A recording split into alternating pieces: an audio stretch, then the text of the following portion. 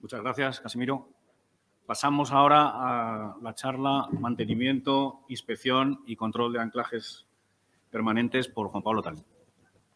Gracias, Ángel. Buenos días a todos. Pues como ha dicho Ángel, hablaré sobre el mantenimiento, control e inspección de anclajes. Y con esto comenzamos. Bueno, como introducción diré que los anclajes permanentes son elementos concebidos para participar en la estabilidad de las estructuras y añado de forma permanente. Luego quizá alguien quiera preguntar lo que es permanente. Por lo tanto, su condición de servicio se debe mantener pues, prácticamente intacta durante toda su vida útil. Con esta ponencia trataremos un recorrido por la normativa, tanto nacional como europea y de otros países, los fallos que ocurren por falta de no tener estos programas, las responsabilidades de los intervinientes, analizaremos el concepto de mantenimiento, inspección y control, dos casos prácticos y una reflexión sobre la importancia de los programas. Vale, respecto a la normativa, pues me detendré solamente en las que he visto que hay algunos detalles para comentar, pero las nombraré a todas. Bueno, a las que tenemos. Tenemos la norma en 1537 de 2015, el Eurocódigo 7. Estas normas pues no entran mucho en detalle respecto al mantenimiento, control y inspección de anclajes. Luego tenemos el Código Británico, la BS 8081 de la British Standard, que como cosa resaltable, pues esta norma, bueno, estos códigos dicen que el criterio a tener en cuenta el criterio a tener en cuenta para el mantenimiento se tiene que establecer en función del daño en caso de rotura. Establece unas medidas de protección de la que voy a resaltar, y me pareció interesante, que cuando sean anclajes mayores de 15 años y su protección sea sospechosa, que se tiene que retirar la cabeza e inspeccionar el interior. También establecen unas medidas correctoras que en casos excepcionales como el retensado, reemplazos de anclajes y refuerzos. Vale, luego tenemos la AT 2020 Tirant d'Ancrage, que son las reglas profesionales del Comité Francés de Mecánica de Suelos y Geotecnia. Estas recomendaciones aclaran que la instrumentación no es solamente para obtener un dato de tensión, sino para seguir la evolución y, en su caso, prevenir la estructura. Dicen que las inspecciones posteriores de la ejecución a la ejecución son responsabilidad del propietario de la obra. Y también habla sobre la instrumentación de un cierto número de anclajes que, como dato, pues decir que parten de 1 cada 10 y llegan, bueno, pues luego van achicando un poco la proporción, llegando hasta 16 cada 250. Vale, respecto a la normativa de otros países, mencionar la Geospec 1, elaborados por la Oficina de Control Geotécnico del Departamento de Ingeniería Civil del Gobierno de Hong Kong, y estas especificaciones pues tienen como dato resaltable que establecen el riesgo de los anclajes en función del riesgo que causan a la vida humana y en aspectos económicos, en riesgo alto, bajo e insignificante. Y según estas categorías se establece la frecuencia de inspección y de investigación. Otro documento de referencia es el Manual de Inspección y Mantenimiento para Anclajes al Terreno de la Asociación Japonesa de Anclajes. Este manual utiliza la evaluación de integridad del anclaje. En línea con las demás, dice que la frecuencia se determinará en función de la importancia del anclaje y de la estructura. Como cosa resaltable, presenta un diagrama de flujo interesante para establecer qué tipo de medidas adoptar, si son medidas de emergencia, investigaciones de integridad o inspecciones periódicas. Respecto a la investigación de integridad, incluye las siguientes actividades: una investigación preliminar, una investigación detallada de la cabeza, prueba de despegue para determinar la carga residual, investigación debajo de la cabeza, confirmación del rendimiento, evolución de la carga, instalación de células de cargas y pruebas ultrasónicas. Presenta un cuadro con con las frecuencias, y solo para que quede el dato, hablamos de la frecuencia para la investigación de integridad, que tiene que ser una vez cada 5 años y en anclajes muy importantes una vez cada 3. Respecto al número de anclajes a inspeccionar, que lo vemos en el siguiente cuadro, pues solo decir pues, que son de las cosas que más nos suenan por aquí, que para comprobación de tensión establece, tanto para comprobación de tensión como para instalación de células, un 10% del total. Respecto a la normativa española, mencionar que las normas o guías existentes, el PG3, la Guía de Anclajes al Terreno de Carretera, la UNE 1537, la UNE 1997 y la Guía de Proyectos de Cimentación de Carreteras con Eurocódigo 7 no de forma pormenorizada el mantenimiento, inspección y control. Sí lo hacen las recomendaciones para el proyecto, ejecución y control de anclajes al terreno, redactada por la OMS. Estas recomendaciones insisten que todo proyecto de anclaje debe contener un plan de mantenimiento, inspección y control, porque sin ello los daños estarán inadvertidos y provocarán daños en la estructura. Respecto a las responsabilidades, del promotor, respecto a las responsabilidades, dice que responsabilidad del promotor que el plan se cumpla, que debe ejecutarse por empresas especiales, lo que incluye como mantenimiento más adelante. En línea con las demás, el plan de mantenimiento dependerá de la importancia de los anclajes y de la estructura. Según estas recomendaciones, contendrá un programa de inspecciones visuales de partes vistas de los anclajes y del terreno, recomendando un programa de control periódico y la carga residual recomendada una vez anual y analizar los movimientos de la estructura recomendando que sea una vez al mes, a los 3 meses, a los 6 meses, al año y sucesivamente cada 2 años. Recomienda como mínimo hacer una serie de operaciones que son la inspección visual de la cabeza, retirada del capot y descripción de todo de retirar de la grasa, toma de muestras de la grasa, si procede comprobación de la grasa residual, sustitución de la carga residual, y sustitución de la grasa y el elemento que se observe dañado.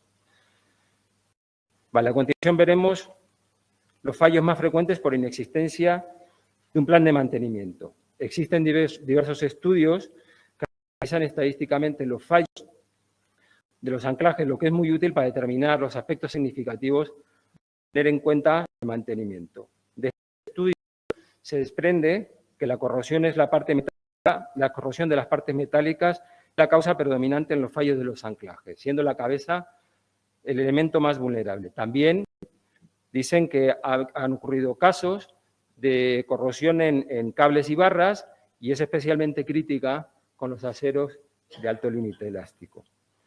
También es importante en los fallos de los anclajes, pues la determinación de zonas con aguas corrosivas, como son, por ejemplo, las que tienen altos contenidos de sal. Otro aspecto importante también es la falta de estanqueidad de los capós, que hacen que las grasas pierdan sus características, se escurran y dejen la cabeza expuesta. En el siguiente cuadro, pues vemos una sintetización de un causa-efecto sacado del manual de anclajes de los japoneses, que dice que la corrosión de los cables y la sobrecarga originaría la rotura del anclaje, la sobrecarga, el mal funcionamiento de la unidad de bloqueo, la pérdida de fuerza de tensado, el deterioro del bulbo originaría la salida del anclaje y el deterioro del material de la cabeza y fuerzas externas como impactos, golpes de vehículos, originarían daño y deterioro de las cabezas. Pasamos a las responsabilidades de los intervinientes. La prescripción, bueno, en realidad esto es lo que hemos investigado de las normas que hemos analizado, pero no son obligatorias, lógicamente. Bueno, la prescripción del plan en el proyecto debe ser responsabilidad del proyectista y del promotor. Entendemos que la dirección de obra tiene una responsabilidad indirecta al hacer cumplir que la ejecución se haga en línea con el futuro plan de mantenimiento y, sobre todo, incluir todos los datos de ejecución y control en el as-build importantes para el plan de mantenimiento. El constructor, igualmente, que la dirección de obra en la fase de ejecución y a partir de terminada la obra hasta la recepción provisional de la puesta en marcha del plan de mantenimiento. Y a partir de ese momento, el promotor es el que tiene responsabilidad exclusiva sobre el mantenimiento de los anclajes. Respecto a las responsabilidades económicas, en fase de ejecución y hasta la recepción de su obra, será por cuenta, he dicho su obra, será por cuenta del contratista, para entonces por cuenta del promotor. Continuamos con la inspección y control, y dentro de ello, de la inspección visual, que tiene como propósito verificar en general el estado externo del anclaje y del entorno. Y como ejemplo se cita lo incluido en las recomendaciones de la H y en el pliego del caso práctico que vemos luego. Entonces, dice que es de las partes vistas antes de retirar y una vez retirado también de todos los componentes, la toma de muestras de la grasa y protección para posterior análisis si detecta que está deteriorado, descripción del estado de las uñas, tuercas sobre longitudes después de retirar la grasa de protección, revisar y registrar anomalías del entorno, estructura y terreno, realización de fotografías de todos aquellos anclajes sometidos a inspección, inspección con cámaras endoscópicas, si es posible, y descripción del interior por detrás de la placa, y de todo ello se lleva un registro que puede ser el mismo registro que para la investigación. Respecto al ensayo de despegue o lift-off, mencionar que es un ensayo para la determinación de la carga residual del anclaje. Entonces, para anclajes de cable y con portacuñas retesable, cuando el portacuñas se despegue de la placa de apoyo y se considera que esto ocurre cuando hay una elongación del orden de 1/10 de milímetro. Y los anclajes de barra, cuando la tuerca pueda ser soltada con la mano. Sobra decir que los equipos de medición deben estar calibrados cada vez y las recomendaciones indican duplicarlo y tomar la media como medida. Importante en este sentido, y que lo ha mencionado Amadeo, cada vez además se ve en las obras, es el uso de portacuñas retesables. Si no, se deben dejar los cables largos y si incluso no están los cables largos, pues la cosa se complica bastante. Hay algunos métodos para poder realizar este ensayo. Vale, se cumplimentará un registro con los datos que vemos allí, número y descripción del anclaje, la carga residual inicial, identificación y calibración de los instrumentos de medida, carga residual medida, elongación y porcentaje respecto a la inicial. Otros métodos para evaluar la tensión de los anclajes, que como vengo después de Amadeo, no sé si realmente son ultrasónicos o pues nada, los ultrasónicos y las células de carga. Los ultrasónicos que tienen utilización o que no se utilizan frecuentemente, y las células de carga. Dentro de las células de carga, hablar de las hidráulicas, que son muy resistentes, pero tienen una directa y a veces pues, en sitios de difícil acceso pues no se pueden instalar. Y luego el otro tipo de células, otro grupo de células, que son aquellas con las que se pueden llevar los datos a un horario, que son las hidráulicas con medida piezoeléctrica, las de puente de Wheatstone y las de cuerda vibrante. También comentar un sistema que está en fase experimental, que son las tuercas con sensores. Estas tuercas utilizan el ultrasonido para obtener la variación de la longitud de la tuerca sometida a esfuerzo. Respecto a la ocultación en tiempo real, decir que consiste en llevar los datos registrados por la instrumentación a los servidores web o web de consulta de los responsables del control. En ello, poder detectar anomalía en los anclajes, en la instrumentación o variaciones anómalas que necesiten comprobaciones más importantes. Respecto al mantenimiento preventivo, pues diremos lo que nos dice la recomendación, que es el engrasado de los capot, que lo recomienda una vez al el saneamiento de las partes oxidadas, la aplicación de una nueva pintura de óxido que la recomienda cada 2 años. Y como hablar del reemplazo de los capó cuando ya no reúnan condiciones de estanqueidad y protección, el reemplazo de cuñas y cabezas y cuando sea posible por retesado, como más profundo, tenemos el reemplazo de la zona exterior del que requiere obra sobre la estructura. También mencionar dentro de este apartado la colocación de protecciones para evitar el disparo de las cabezas de los anclajes que veis ahí, que son estos dos modelos, uno más antiguo que el otro, no sé cómo. Este es el antiguo, este es el modelo de la casa Geobrut. Pasamos a ver los casos prácticos. Dentro de los casos prácticos, pues el primero que vamos a analizar es un contrato que actualmente está dando la empresa TIRSA, que es para la inspección y control de los anclajes de la red de carreteras de Guipúzcoa, de la Diputación de Guipúzcoa. Vale, lo importante o lo destacable de este contrato, o de cómo lo están desarrollando, es la estructuración que han planteado para la determinación de los programas de mantenimiento. Esta estructuración se basa en sacar valores que son el grupo de riesgo y el reconocimiento de inspección de campo, el RAC. Pues el grupo de riesgo se saca pues, de esta tabla en la que pues, analizan aspectos como peligrosidad y vulnerabilidad. Entonces, con eso, se sacan de esta tabla pues, datos parciales y sumados, o sea, y la suma de esos datos se ingresa en esta otra, se saca el grupo de riesgo. El RAC, que he dicho antes, que es el reconocimiento y ocultación de campo, son valores de 1 a 5 que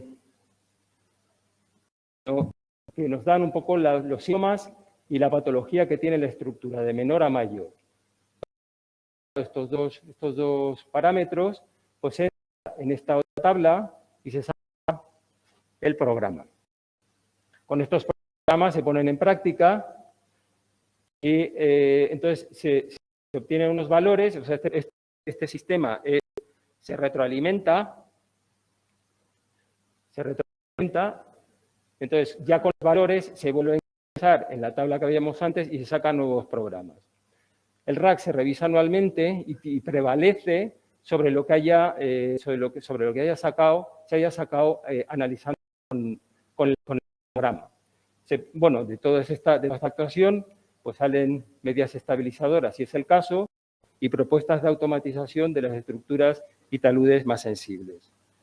Pues el otro caso que vamos a analizar es una actuación sencilla, que era pues, la comprobación de cargas de unos anclajes de cables permanentes, que, bueno, pues ocurrió un problema que se habían dejado unos tubos para proteger los cables que se habían dejado profesamente para poder hacer las comprobaciones. Los cables, con la sociedad ambiental, pues se convirtieron en estancos y permanecieron inundados, porque, bueno, no he dicho antes, la obra estuvo paralizada durante 10 años. Entonces, bueno, pues se encargó a una asistencia técnica que comprobase pues, cómo estaba esta pantalla de pilotes anclada, porque se iban a reiniciar las obras. Entonces, bueno, como decía, pues nos encontramos que pues, los tubos estos que se habían dejado para proteger los cables, pues se encontraban totalmente inundados, por lo que toda la sobrelongitud de los elementos de la cabeza estaban totalmente desoxidados. Cuando se quiso ir a hacer las comprobaciones de los anclajes, hacer el despegue, pues muchos alambres de los cables se partían, con lo cual la asistencia técnica y la dirección de obra pues decidieron pues, suspender la comprobación porque en algunos de ellos no se llegaba y pues confirmar que todos los anclajes daban 50 toneladas, como he dicho eran de 5 cables, regularon la pantalla y vieron que los coeficientes de seguridad eran satisfactorios y entonces se quedó así. Aparte de eso, pues se hizo un tratamiento un tratamiento de saneo profundo, tanto en las sobrelongitudes como en los elementos de la cabeza y en la chapa, en la placa de apoyo. Y luego también, pues el frente también tenía agua, y entonces pues se hicieron dredges para sacar ese agua y se hicieron también unos inclines. Vale, como conclusiones, decir, falta de... Perdón. Como conclusión es decir, que la falta de mantenimiento, inspección y control de los anclajes hará que pasen inadvertidos, ocasionar graves fallos estructurales debido fundamentalmente a la corrosión de los elementos metálicos y de la cabeza. Que la periodicidad y intensidad del programa son de los riesgos a la vida humana y económicos. Que basándonos en la estadística de casos analizados, se considera importante proceder a un control más frecuente en los primeros estadios de la ejecución. Que es muy importante para la ejecución del control la utilización de medios distintos que faciliten el proceso. Que se debe involucrar a los propietarios, tanto privados como administraciones, y por último, y muy importante, la necesidad de una normativa o guía apoyando lo ya hecho a nivel nacional, por ejemplo, las recomendaciones de la H, y que podrían incluirse pues, en las actualizaciones que estuvieron hablando de normativa ya nos han hablado. Quiero agradecer en esta ponencia al grupo TIPSA, a Ikerlur, a Geobrug Ibérica y a Fastening Solution Group. Muchas gracias.